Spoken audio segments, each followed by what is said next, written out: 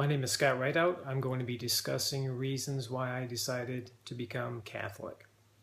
The great thing about this country is the freedom that we have of religion. So we all have a choice, the freedom to choose whether we want to follow any particular religion. For myself, it's been Christianity. And most of my life, it's been on the Protestant side of the faith until recently when I decided to become Catholic. And the reason why I decided to make the switch revolved mainly along three main issues. And those issues were authority, historical, and scriptural. On the authority issue first, on the Protestant side of the faith, that was kind of an issue for me because Protestants, there are so many of them. In fact, if you look at Barrett's World Encyclopedia, Christian Encyclopedia, it says there that there are over 9,000 Protestant denominations in over 238 countries around the world. So obviously that's a lot of denominations, and it really spoke to me that there is no real authority there. Everybody's like has their own authority, because if you disagree with the doctrine of the church you're going to, you can leave and go find another church that will agree with you. Or you start a new church. And that's pretty much the way the Protestants have operated throughout their history. On the Catholic side of the faith, they have the Pope. So obviously the Pope is the visible leader, and the Pope is able to trace the lineage all the way back to the Apostle Peter. So the historical side of the lineage of the Pope's office really gives the office of the Pope credibility as far as the authority is concerned. Now there is an issue regarding the succession of the Pope and the apostles. There are some out there who would disagree that there is any succession whatsoever, and that when the apostles died, the authority that Jesus gave them ended.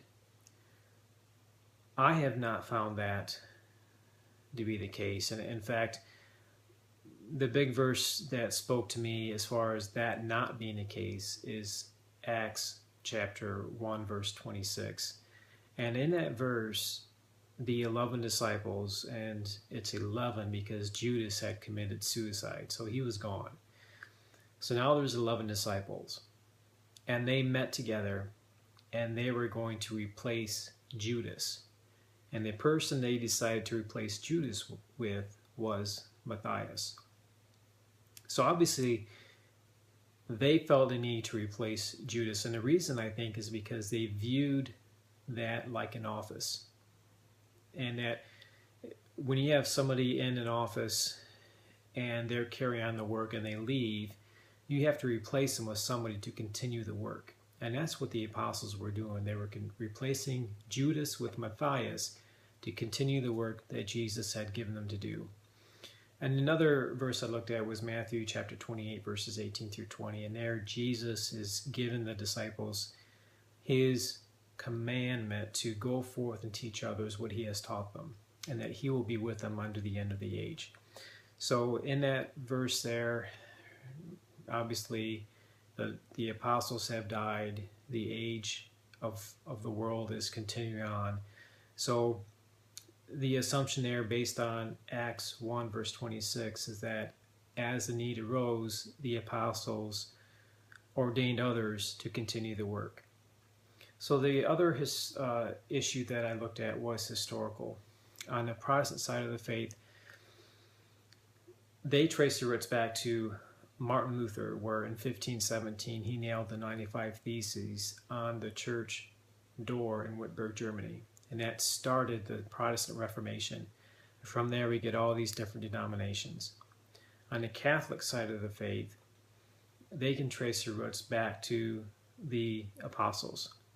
And the reason why I know that, because they look to the church fathers, and the church fathers are those who learned under the actual apostles. And the three that I looked at were Polycarp of Smyrna and Ignatius of Antioch. both of them learned underneath the Apostle John, who was one of the original 12 disciples. Clement of Rome was ordained by the Apostle Peter, who again was one of the original 12 disciples. So, and if you read their writings, you'll see that a lot of what they write sounds very Catholic. It sounds like what they believed is a lot what the Catholics teach now, even today. So it tells me that really what they believed has not changed very much throughout history. And the last issue was scriptural. So, and by the way, those three church fathers that I just mentioned, I got from a website from Brigham Young University. Obviously, they're not a Catholic institution, so it was not, I guess, what you call a biased source that I looked that up on. The other reference, or the other issue I had, was scriptural, and there's a scripture verse that I had a hard time denying what it was saying, and that was Matthew chapter 16, verses 18 and 19. And in that verse, Jesus is speaking to Peter, and he says, "Thou art Peter, and upon this rock I will build my church, and the gates of hell will not prevail against it. And I will give you the keys to the kingdom of heaven." And he says, "Whatever you bind on earth will be bound in heaven. Whatever you loose on earth will be loosed in heaven." So it really told me that Jesus was giving Peter a special authority that he wasn't giving to any of the other 12 disciples. So, combination of those three issues really caused me to come to the conclusion that I had to do the switch. And it was a long process. It was not an easy decision for me to make, but I couldn't deny the conclusions that I came. So those are the reasons why I decided to become Catholic. Thanks.